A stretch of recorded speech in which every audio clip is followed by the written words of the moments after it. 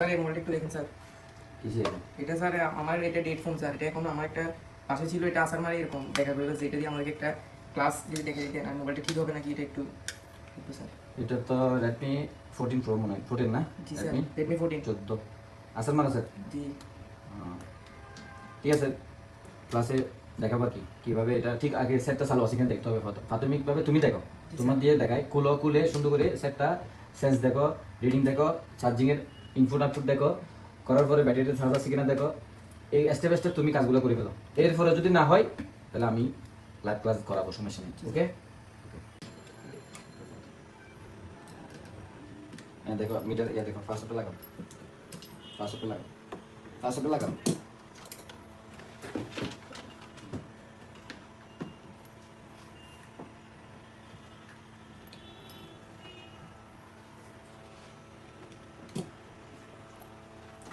Positive ধরো, কিসে ধরো? পজিটিভ ধরো।